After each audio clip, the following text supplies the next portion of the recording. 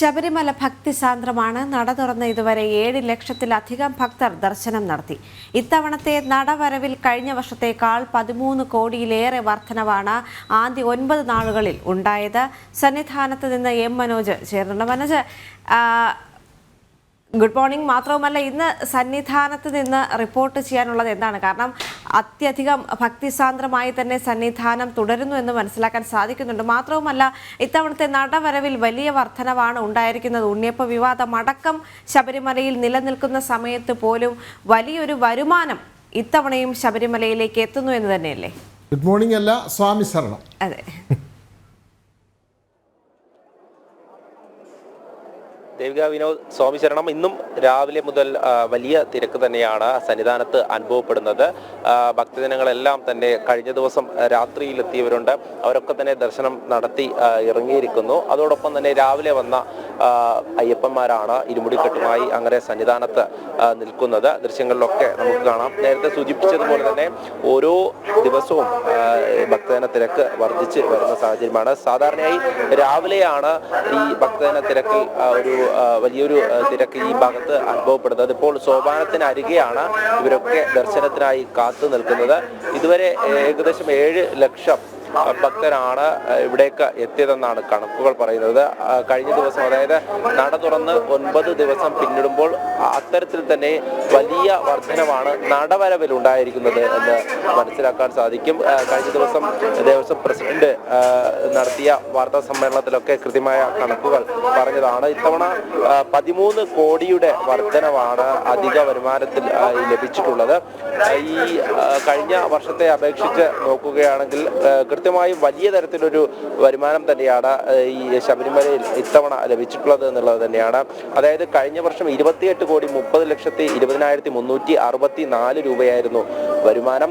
എന്നാൽ ഇത്തവണ നടപരമായി ലഭിച്ചിട്ടുള്ളത് 41,64,65 രൂപയാണ്. ഏതായാലും അതിൽ തന്നെ നമുക്ക് അതിൻ്റെ എത്രത്തോളമാണ് ഇവിടേക്ക് എത്തുന്ന ഭക്തജനങ്ങളുടെ എണ്ണമെന്നും അതോടൊപ്പം അതിൽ ലഭിക്കുന്ന വരുമാനമെന്നും മനസ്സിലാവും. കാരണം കഴിഞ്ഞ മണ്ഡലകാലത്തേക്കാൾ 3 ലക്ഷത്തിലധികം പേരാണ് ഇതുവരെ, അതായത് നട തുറന്ന ശേഷം 9 ദിവസം പിന്നിടുമ്പോൾ ഇതുവരെ ഉണ്ടായിട്ടുള്ളത്. ഇനിയും ഭക്തജന തിരക്ക് വർദ്ധിക്കുവാൻ തന്നെയാണ് സാധ്യത. എന്തായാലും വരുമാനമൊക്കെ വലിയ രീതിയിൽ ലഭിക്കുന്ന ഒരു സാഹചര്യത്തിൽ അടുത്ത മണ്ഡലകാലത്തെങ്കിലും ഭക്തർക്ക് വേണ്ട അടിസ്ഥാന സൗകര്യങ്ങൾ, അതിനുള്ള മുന്നൊരുക്കങ്ങളൊക്കെ നടത്താൻ ദേവസ്വം ബോർഡിനാകുമെന്ന് പ്രതീക്ഷിക്കുന്നു. എല്ലാ തവണയും ഇത് തന്നെയാണ്. വരുമാനത്തിലൊക്കെ വലിയ വർധനയുണ്ടാകുമ്പോഴും അടിസ്ഥാന സൗകര്യങ്ങളില്ല എന്നുള്ള കാര്യം അത് ഭക്തജനങ്ങൾ തന്നെ ഈ മാസപൂജയ്ക്ക് എത്തുമ്പോൾ തന്നെ വ്യക്തമാക്കുന്നുണ്ട്. എന്തായാലും ഇന്ന് രാവിലെ തന്നെ നമ്മൾ ഈ ഭക്തജനങ്ങളൊക്കെ കാണുകയാണ്. ഇവിടേക്ക് എത്തുന്ന അയ്യപ്പന്മാരെ കാണുകയാണ്. ഈ സന്നിധാനത്ത് അങ്ങനെ ദർശനത്തിനായി കാത്തു നിൽക്കുകയാണ് ഓരോരുത്തരും.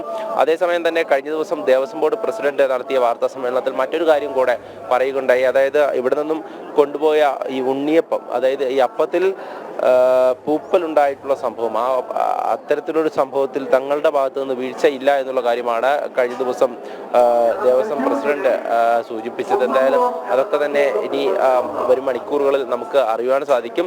അതോടൊപ്പം തന്നെ ഈ നിൽക്കുന്ന അയ്യപ്പ ഭക്തരെ നമുക്ക് കാണാൻ സാധിക്കും. വിവിധ സംസ്ഥാനങ്ങളിൽ നിന്നുൾപ്പെടെ അയ്യപ്പനെ ദർശിക്കുവാൻ വേണ്ടി ഇങ്ങോട്ടേക്ക് എത്തുന്നവരാണ്. അവരോരോരുത്തരും അങ്ങനെ കാത്തു നിൽക്കുകയാണ്.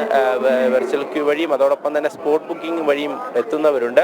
ഈ സ്പോട്ട് ബുക്കിങ്ങിനായുള്ള കൗണ്ടറുകൾ പമ്പയിൽ 7 കൗണ്ടറുകളാണ് പറഞ്ഞിട്ടുള്ളത്. 3 തത്സമയ ബുക്കിങ്ങുകളാണ് ഇപ്പോൾ സംവിധാനങ്ങളാണ് ഓരോ സ്ഥലങ്ങളിലായി പറഞ്ഞിട്ടുള്ളത്. അത്തരത്തിൽ വരുന്ന ഭക്തരും നിരവധിയാണ്. എന്തായാലും ഭക്തജനങ്ങളൊക്കെ തന്നെ ഓരോ ദിവസവും ഇങ്ങോട്ടേക്ക് എത്തുകയാണ്. ഇനിയും കാത്തിരിക്കുന്നവരുണ്ട്. ഓൺലൈൻ സ്ലോട്ടുകൾ ഇനി ദിവസങ്ങളോളം അതിൽ ഇനിയും ഒഴിവില്ല എന്ന് കണ്ട് ബാക്കിയുള്ള ദിവസങ്ങളിലേക്ക് ബുക്ക് ചെയ്യാനായി കാത്തിരിക്കുന്ന ഭക്തജനങ്ങളുണ്ട്. അവരൊക്കെ തന്നെ അയ്യൻ്റെ സന്നിധിയിൽ എത്തുവാൻ വേണ്ടിയുള്ള കാത്തിരിപ്പിൽ തന്നെയാണ് ഓരോ ഭക്തജനങ്ങളും. കുഞ്ഞു മാളികപ്പുറങ്ങളും കുഞ്ഞയ്യപ്പന്മാരും എല്ലാവരും ഇങ്ങോട്ടേക്ക് എത്തുമ്പോൾ ഒരേ ലക്ഷ്യം, ഒരേ വികാരത്തോടു കൂടി സ്വാമി ശരണമെന്ന മന്ത്രം ഉരുവിട്ടുകൊണ്ട് അവർ ഹൃദയത്തിൽ അയ്യപ്പനെ കുടിയിരുത്തിക്കൊണ്ടാണ് ഇങ്ങോട്ടേക്ക് എത്തുന്നത്. ആ ഇരുമുടി കെട്ടുമേന്തി നെയ്ത്തേങ്ങയും ഒക്കെയായി ഇങ്ങോട്ടേക്ക് എത്തുമ്പോൾ നമുക്ക് ഓരോരുത്തരുടെയും മുഖത്ത് ആ ഒരു ദർശനത്തിനായി നിൽക്കുന്നവരെ ഒക്കെ നമുക്ക് കാണുവാൻ സാധിക്കും. അവരൊക്കെ ഇനി അല്പസമയത്തിനകം തന്നെ അയ്യൻ്റെ സന്നിധിയിലേക്ക്, അയ്യൻ്റെ മുന്നിലേക്ക് എത്തും. അതിനു വേണ്ടിയിട്ടുള്ള ആ ഒരു ക്യൂ ആണ് നമ്മളിപ്പോൾ കാണുന്നത്. രാവിലെ തന്നെ തിരക്ക് അനുഭവപ്പെടുന്നുണ്ട്.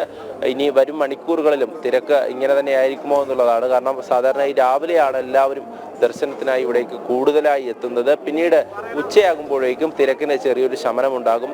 വൈകിട്ടോടെ വീണ്ടും ആ ദീപാരാധന സമയത്തൊക്കെ നല്ല തിരക്ക് അനുഭവപ്പെടുന്നുണ്ട്. എന്തായാലും ഓരോ ദിവസവും 80,000-ഉം 70,000-ഉം ഒക്കെ അടുപ്പിച്ച് ഭക്തർ ഇങ്ങോട്ടേക്ക് എത്തുന്നുണ്ട്. അത് തന്നെയാണ് നേരത്തെ കണക്കുകളിലും പറഞ്ഞത്. 3 ലക്ഷത്തിൽ, കഴിഞ്ഞ വർഷത്തെ അപേക്ഷിച്ച് 3 ലക്ഷത്തിലധികമുള്ള വർധനയാണ് ഭക്തജന തിരക്കിലുണ്ടായിട്ടുള്ളത്. അതോടൊപ്പം തന്നെ വരുമാനവും വർദ്ധിക്കുന്നു എന്നുള്ളതാണ്. മനോജ്, അതോടൊപ്പം തന്നെ ഈ ഉണ്ണിയപ്പ വിവാദത്തിൽ തങ്ങൾക്ക് യാതൊരു വീഴ്ചയും ഇല്ല എന്ന് ദേവസ്വം ബോർഡ് അറിയിക്കുമ്പോഴും നമുക്കറിയാം 10% മാത്രം ജലാംശം അടങ്ങേണ്ട പ്രസാദത്തിൽ എന്തുകൊണ്ട് 12%-ലധികം ജലാംശം വന്നു എന്ന ചോദ്യവും അവിടെ നിലനിൽക്കുന്നില്ലേ? ഇത് ദേവസ്വം ബോർഡിന്റെ ഭാഗത്തു നിന്നുമുണ്ടായ ഒരു ഗുരുതര വീഴ്ച തന്നെയല്ലേ? തീർച്ചയായും കഴിഞ്ഞ ദിവസം ദേവസ്വം ബോർഡ് പ്രസിഡന്റ് ഈ ഒരു വാർത്താ സമ്മേളനത്തിൽ പറഞ്ഞത് തങ്ങളുടെ ഭാഗത്ത് വീഴ്ചയില്ല, കാരണം അപ്പം വാങ്ങിക്കൊണ്ട് പോയ സമയത്ത് എങ്ങനെയെങ്കിലും അതിൽ വെള്ളമാകാനാണ് സാധ്യത. അത്തരത്തിൽ ജലാംശമായതുകൊണ്ടാകാം പൂപ്പൽ വന്നത് എന്നുള്ള കാര്യമാണ്. ഇവിടെ കൗണ്ടറിൽ വെച്ചൊന്നും അത് തിരിച്ചറിഞ്ഞിരുന്നില്ല. 2 ദിവസം കഴിഞ്ഞ ശേഷമാണ് ഇത്തരത്തിൽ പൂപ്പൽ ഉണ്ടെന്നുള്ള സംഭവം പുറത്തു വരുന്നത് എന്നുള്ള കാര്യമാണ്. എന്തായാലും അതിലൊക്കെ തന്നെ കൃത്യമായിട്ടുള്ള നിരീക്ഷണം അത് കോടതി നടത്തിയിട്ടുണ്ട്. അതിൽ തന്നെ നേരത്തെ സൂചിപ്പിച്ചതുപോലെ 10%-ൽ കൂടുവാൻ പാടില്ല എന്നുള്ളതാണ്. ജലാംശം 10%-ൽ കൂടുതലായാൽ ഇതിൽ തന്നെ ഈ പൂപ്പൽ വന്ന അപ്പത്തിൽ 12%-ലധികം ജലാംശമുണ്ട് എന്നുള്ളതാണ്. അങ്ങനെ എവിടെ നിന്നാണ് അത് സംഭവിച്ചത് എന്നുള്ള കാര്യം അത് കൃത്യമായും ഇവിടെ നിന്നുള്ള റിപ്പോർട്ടുകളിൽ പറയുന്നുണ്ട്. ഇനി വരുന്ന മണിക്കൂറുകളിൽ അത് കേസ് കോടതി പരിഗണിക്കുന്നുണ്ട്. അതിൽ നമുക്ക് മനസ്സിലാക്കാൻ സാധിക്കും. ആ പരാതി പരിഗണിക്കുമ്പോൾ അതിൽ കൃത്യമായിട്ടുള്ള റിപ്പോർട്ടുകളുടെ അടിസ്ഥാനത്തിൽ എന്താണ് സംഭവിച്ചത് എന്നുള്ള കാര്യം അത് കോടതി വിലയിരുത്തും. അതോടൊപ്പം തന്നെ നേരത്തെ സൂചിപ്പിച്ചതുപോലെ ദേവസ്വം ബോർഡിന്റെ ഭാഗത്തു നിന്നുള്ള വീഴ്ച അത് മറച്ചു വെക്കുവാനുള്ള ശ്രമം ഉണ്ടെങ്കിൽ അത് കൃത്യമായും കോടതി അതിൽ കൃത്യമായിട്ടുള്ള നടപടി എടുക്കുമെന്നുള്ളത് തന്നെയാണ്.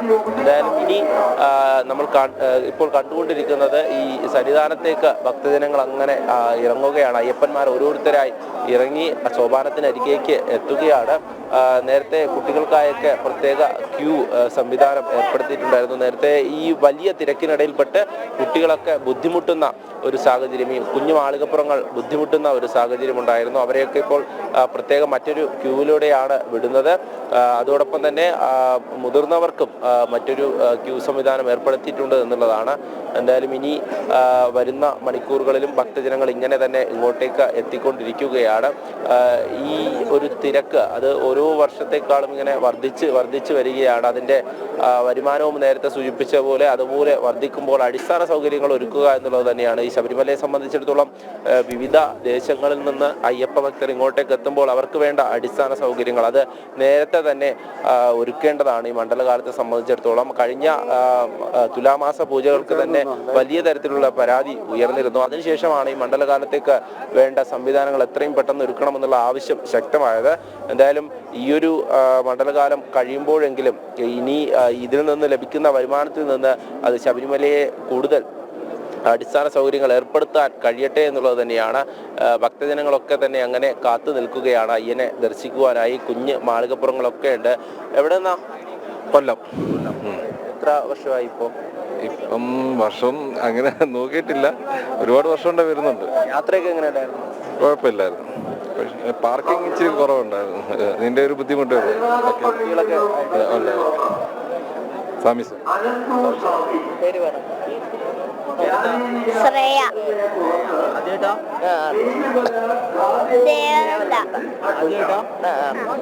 ഇപ്പോൾ കുഞ്ഞു മാളികപ്പുറങ്ങളൊക്കെ ആദ്യമായിട്ടാണ് ദർശനത്തിന് എത്തുന്നത്. ആ ഒരു ക്യൂ തന്നെയാണ് നമ്മളിപ്പോൾ കണ്ടുകൊണ്ടിരിക്കുന്നത്. ദേവിക, എല്ലാ പുലർച്ചെയും ഭക്തരുടെ നല്ല തിരക്ക് അനുഭവപ്പെടുന്നു. മണ്ഡലകാലം ആരംഭിച്ചു. 16-നാണ് വൃശ്ചികം 1 ആരംഭിച്ചത്. അപ്പോൾ മണ്ഡലകാലം തുടരുകയാണ്. നിരവധി ഭക്തർ അങ്ങോട്ടേക്ക് എത്തുന്നു. ഭക്തരുടെ എണ്ണത്തിലും വലിയ വർധനവുണ്ടാകുന്നു എന്നാണ് സന്നിധാനത്ത് നിന്ന് മനോജ് റിപ്പോർട്ട് ചെയ്യുന്നത്. അത് മാത്രമല്ല, വരുമാനത്തിലും സന്നിധാനത്തെ വരുമാനത്തിലും വലിയ വർധനവ് ഉണ്ടാകുന്നു. ഭക്തർ അയ്യനെ ദർശിക്കാനായി കാത്തു നിൽക്കുന്നു. ഓരോ ഭക്തരും സന്നിധാനത്തേക്ക് എത്തിക്കൊണ്ടിരിക്കുന്നു. അതിൻ്റെ വാർത്തകളാണ് മനോജ് നൽകിയത്.